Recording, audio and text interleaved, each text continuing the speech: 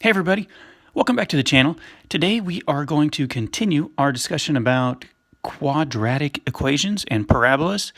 I'll be honest again, I don't think I've ever taught this topic before, so that may tell you something about how frequently this shows up or how quote-unquote important this is to the big picture of Algebra 1, at least in our state, in Missouri. I don't really remember seeing questions like this on too much as far as tests or even EOC type of things when I've just kind of been supervising in the past years. However, our book does have it in there, and I feel like it might be beneficial for us to talk about, not just for Algebra 1, but even in a preview, I guess, of Algebra 2. So without further delay here, I will go over what we're going to talk about today. And if this is a hard one for you or this doesn't make the most sense, don't feel like it's going to hold you back or you're not grasping it, because this is a little bit strange, at least for me, because I had to learn this myself, to be honest, just really not too long ago. So what we're going to be doing today is looking at quadratics again, but now it's going to be in intercept form. And intercept form is going to look like this. It's right here, and then I also have it up here at the top of my board.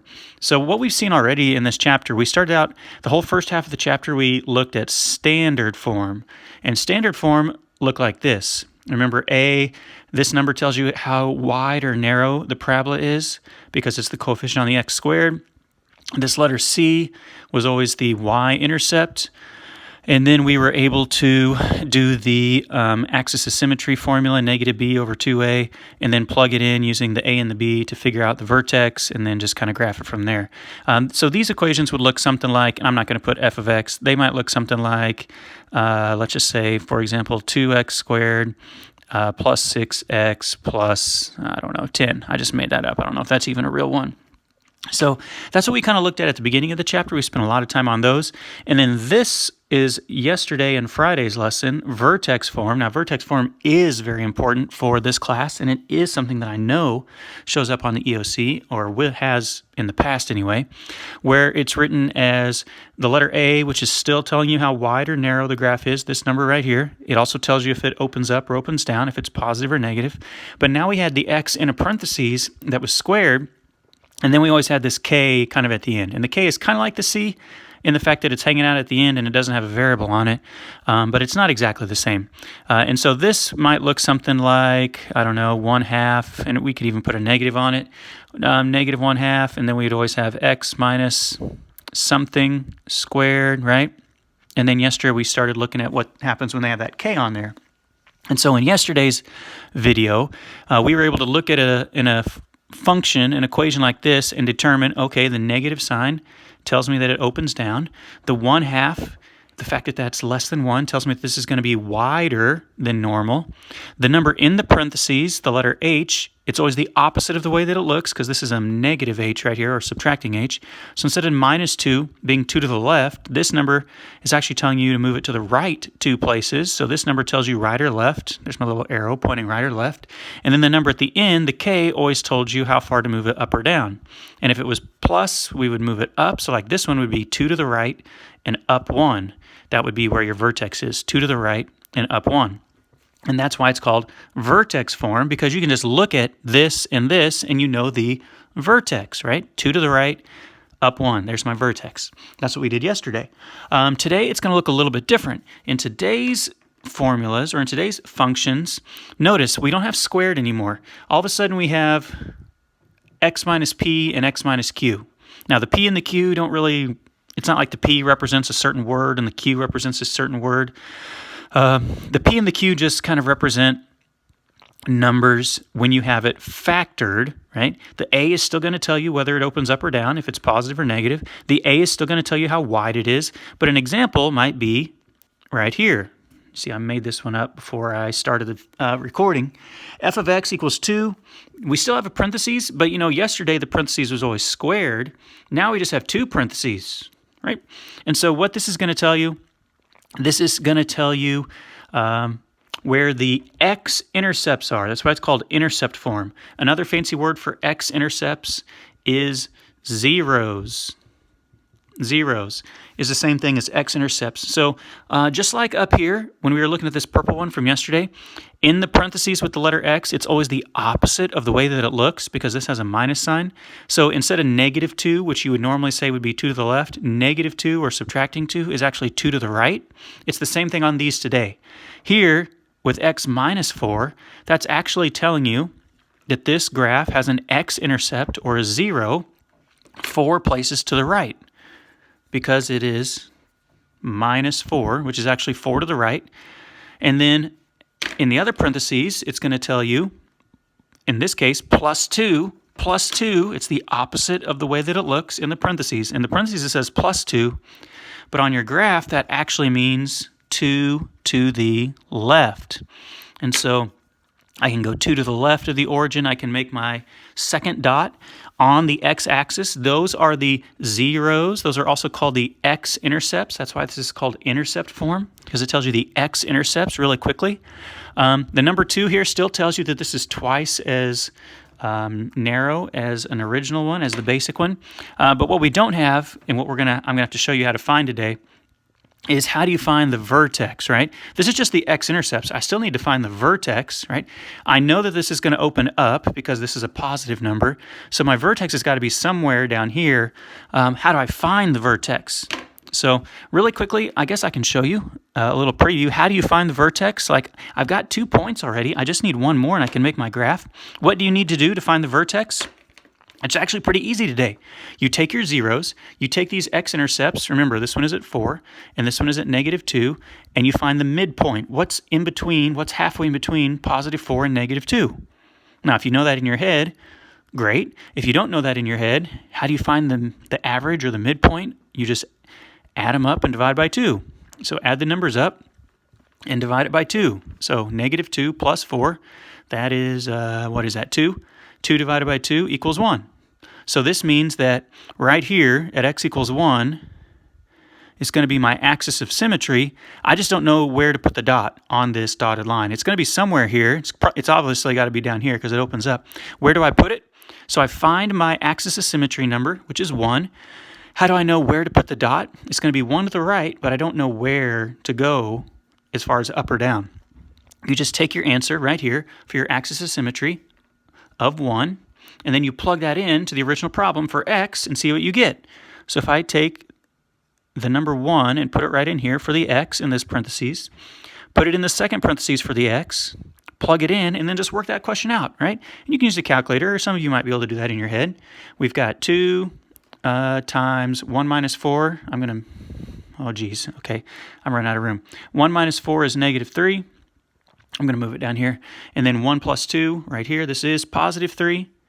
And so if I multiply this, 2 times -3 times +3, that is what? -6 times 3? -6 times 3 is -18. And so this means my vertex is at the point 1, -18. So I really need to go to the point 1, -18, which obviously my graph doesn't go all the way down to -18. I've only got space here to go to -4. So if I really had to graph this, I would make this much, much taller where I could go all the way down. Let me back up my camera a little bit. I would go all the way down to -18 somewhere, way, way, way down here off my graph, make my vertex, and then I could connect the points. Whoop, connect it better than that. Connect the points and make my parabola. So that's the basics of what we're going to do today. And that's why it's called intercept form, because you can just find the intercepts by looking at it. Okay. Whoa. Knocking my board over. Let's go to my second one. Oh man, some of my writing's already smeared here. Apologize for that. Most of the questions today are going to ask us to look at an equation, look at a function, and find or calculate the zeros, or sometimes they'll call them the x-intercepts. They'll ask you what's the vertex. They may ask you what's the axis of symmetry. They might ask you for the domain and range. They may ask you a lot of things. Don't panic if they ask you a bunch of things. It's really not too complicated. It's not that difficult. It's just a matter of figuring out how we get all those answers. So I've got 4 examples here on this board. We'll go over them. I'll show you how to get all of these answers, and then we'll be ready to try the last one, because I think I've only got 3 boards today. Okay, so if they give you a function, notice this is in the intercept format, right? It's not the other two formats we've used. I've got f of x. I have, in this case, my letter A is actually a 1. There's no number in front of the parentheses. And then I just have two parentheses, x plus 2 and x plus 4. So what that's telling me is, if I look here, remember it's always the opposite of the way that it looks. One of my x-intercepts, one of my zeros, is -2, because it's the opposite of the way that it looks, right? If I make my little graph down here, this +2 actually means 2 to the left. And then I know that's going to be an x-intercept. My graph is going to touch -2, 2 to the left. And then this right here, +4, instead of being +4, which usually means 4 to the right, here's another one where +4 actually means 4 to the left. So I have my other dot over here, 4 to the left. So my other intercept is -4, right? So +2, it's the opposite of the way that it looks, means 2 to the left, -2, +4, opposite the way that it looks in the parentheses, instead of plus, meaning to the right. In this case, plus means to the left. And those are the x-intercepts. Those are also the zeros. I put both of them on here just so you get used to recognizing the fact that zeros and x-intercepts are the same thing, right? They mean the exact same thing. So if it says zeros or if it says x-intercepts, those are synonyms. It doesn't really matter which term they use. It's the exact same thing. All right, so we know that we have one x-intercept at -4. We have one at -2. The vertex and the axis of symmetry come next. How do I find those?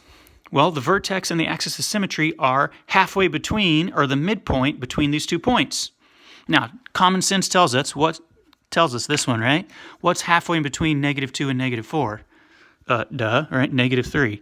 It's the number right in the middle here. And so this tells me that my axis of symmetry is going to be -3. It tells me that my vertex is going to be -3, comma, something. I just don't know what. Sorry about that. My light's flickering. If you see that in the background, the lighting kind of going weird. If you weren't sure of that, you could have taken these two numbers, -2 and -4. You could have added them up and divided by 2, right? -2 plus -4 is -6. And so you could have had -6 divided by 2, and that would have given you -3 as well. But to be honest, most of you can just see what's halfway in between those numbers. So I know that my vertex is going to be somewhere on this line, my dotted line. I just don't know where it's going to be. I need to figure out right here, what's my y-coordinate going to be for my vertex. So how do I do that? You take your axis of symmetry number, in this case -3, and this is really the only hardcore math we do today. You take the axis of symmetry, plug it in to the original problem for the letter x. So right up here, I'm going to put -3 in the spot of the x. And right here, I'm going to put -3 in the spot of the x. And then I'm just going to work that out. So I have 1 times, that says -3 plus 2. -3 plus 2 is -1. So I have 1 times -1 times, and then this parentheses says -3 plus 4. What's -3 plus 4? That's 1. And so if I multiply this out, 1 times -1 times +1, that equals -1. And so my vertex is right here, -3, -1. So I'm going to go 3 to the right. I'm going to go down 1. And I'm going to make my next point. Let me get my black marker here. 1, 2, 3, down 1. There's my vertex. And now I can make my parabola look like that. And to be honest, I would probably erase with my finger or with an eraser if I was doing it with pencil. I would erase the axis of symmetry because that's really not supposed to be on there very often. The domain, does this go forever and ever to the left? Yes. Does this go forever and ever to the right? Yes. So the domain is all real numbers, just like always in this chapter. The range is how much of the y-axis. This graph starts here and it goes up to infinity and beyond, right? It starts at this level, which was -1. My graph looks a little bit lower, but remember this number right here, -1. So the range is all numbers on the y-axis greater than or equal to -1. What that tells you is this graph kind of is located at -1 and above.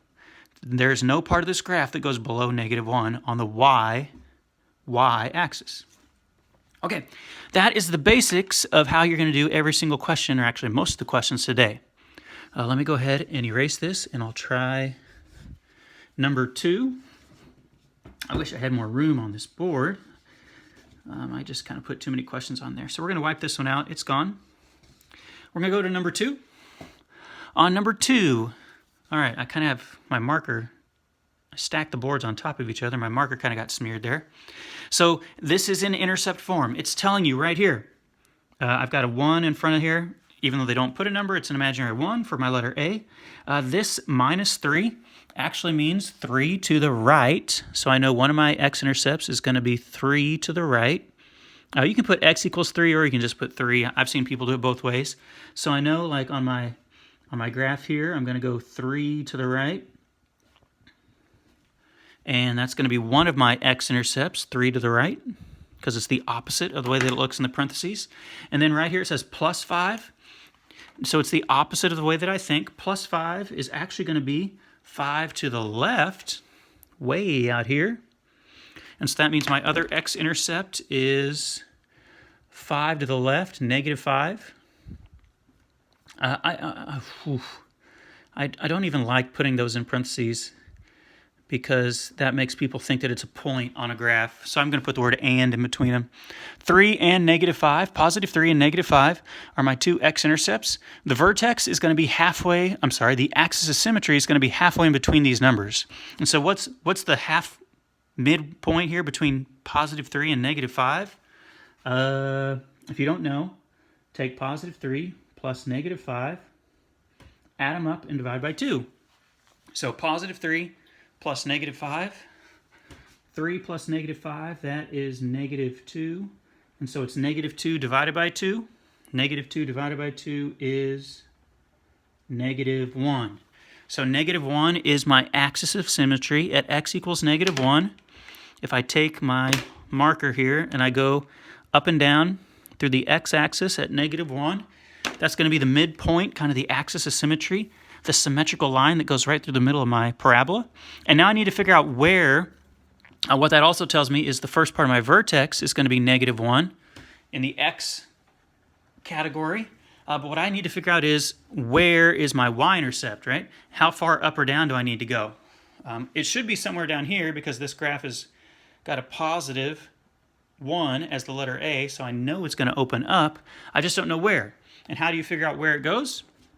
You take your axis of symmetry number, in this case -1, and you plug it in for x in the original problem. So here I go. I'm putting -1 in the spot of x in the first parentheses. I'm putting -1 in the spot of x in the second parentheses. All right, and I have 1 times, this one says -1 minus 3. -1 minus 3 is -4. And then my second parenthesis says -1 plus 5. -1 plus 5 is +4. And so what I have is 1 times -4 times +4, and I believe that is -16. And so I'm not going to have space to graph this, but on my graph I would go all the way down to -16, which I don't have space to get to. I'd put my vertex, and then I would connect those and make my parabola.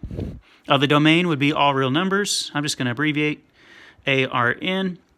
The range would be y greater than or equal to -16. Right?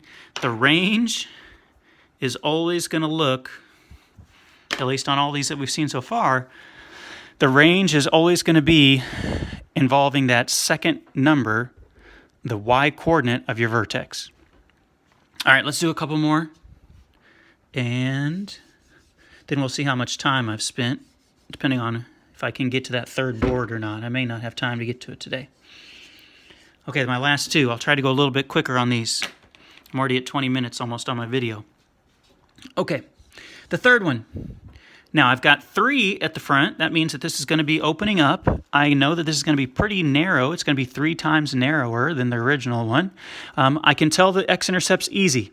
Right here, instead of -1 or -1, -1 actually means 1 to the right. So my 0 is going to be at 1 to the right. So if I do my little graph up here this time, I'm going to go 1 to the right. Minus 1 actually means 1 to the right. And then right here, this plus 2. Plus 2 actually means to go 2 to the left. 2 to the left. So I'm going to go over to negative 2.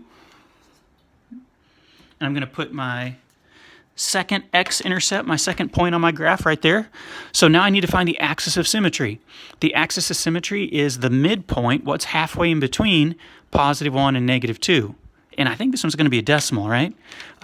What's halfway in between positive 1 and negative 2? If you don't know, you take those two numbers, you add them up, and then you divide by 2. So positive 1 plus negative 2, 1 plus negative 2, that's negative 1. Negative 1 over 2. Oh, geez. Look, I was right. It is a decimal. Our axis of symmetry is at negative 1/2. So that's going to be like right here. Right? You see how that doesn't go through one of my little notches on my graph? It's kind of halfway in between. So what that tells me is I have an axis of symmetry at negative 1/2. And then that also is an instruction that I need to plug negative 1/2 into... right here, plug this into my spot of the x right there and right there. So if I do that, I would have 3, and then I would have negative 1/2 minus 1, and you could put 0.5 as well, negative 1/2 plus 2, if you don't like having to write fractions. So I'm running out of space. Let me move it down here. That would be 3 times negative 1/2 minus 1 would be negative 1.5 or negative 1.5. I'm going to use decimals just to save space. And then the second parentheses would be negative 1/2 plus 2. That is positive 1.5. And I'm going to need a calculator to help me on this one just so I don't make a mistake. So I'm going to get my calculator, turn it on. I'm going to do 3 times negative 1.5 times positive 1.5. And that's going to tell me negative 6.75. You can see it right there. Negative 6.75. So that means my vertex is going to be here. Negative 6.75, that's 3/4, right? Negative 6 3/4. So that means my domain, still all real numbers. What that would mean is on my graph, I'd have to go down 1, 2, 3, 4, 5, 6, 7. I'd have to go down 6 3/4. I'd put my dot on my axis of symmetry, down 6 3/4. And then I could draw it right there. My range is y greater than or equal to negative 6.75 or 6 3/4. Get there where you can see it. Okay, last one, and then we will address maybe the last board. We'll see. This isn't too hard. It's just kind of time consuming, especially when you have to do all these separate parts of the question. All right, grand finale on this board. It's kind of been smeared here. You can see right here we have negative 2. That's a clue this one's going to open down. We haven't seen one that opens down yet. But really, I want to focus right here. That's going to tell you plus 5 is actually 5 to the left. So my x-intercept is going to be 5 to the left. You can just write it as negative 5, or you can put x equals negative 5. So if I'm doing my graph up here, that's going to be 5 to the left. 1, 2, 3, 4, 5. And then the second part says x minus 7. Minus 7 is actually 7 to the right. So that's positive 7. So I would have to take my graph and go 7 to the right. 1, 2, 3, 4, 5, 6, 7. I would put my second point right there. And so I've got 2 points. I just need one more. How do I get the third point?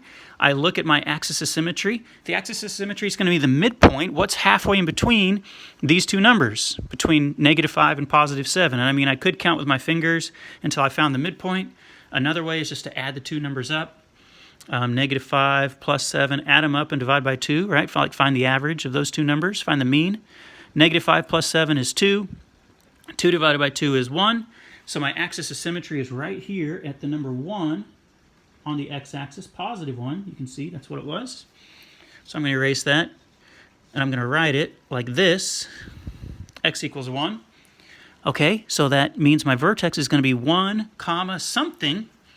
I don't know exactly what my second part of this point is going to be, so I have to put 1 in the spot of x right there. And let me erase that red right here. I'm going to put 1 in both of these places, and I'm going to see what I get. Negative 2 1 plus 5, and then 1 minus 7. You just substitute it in, right? Substitute in the spot of the x's for the number 1. And so that's negative 2 times 1 plus 5 is 6. I'm off my phone there, sorry. 1 minus 7 is negative 6. Holy cow, wow. Negative 2 times 6 times negative 6 is negative 72, isn't it? No, it's positive 72, because this would be negative 12 times negative 6. So our vertex is going to be at 1, and then all the way up at 72. So obviously I can't go all the way up to 72 on my graph, but if I could freehand it, it would be something like that, and it would go crazy. My domain is still all real numbers because it goes forever and ever to the right and forever and ever to the left. And then the range is y less than or equal to, because this is below 72 and below. And that was kind of a weird one. All right, let's go to my last board. I'm at 25 minutes. I don't know how much time I'll have for this, but I'll do my best.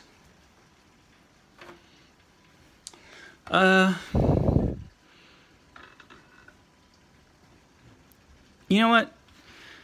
I'm looking at this. I think I want to save this one for tomorrow. I'm already at 26 minutes or 25 minutes. I don't want to go through this and then make my video end up like 35 minutes. That's too much to go do in one day.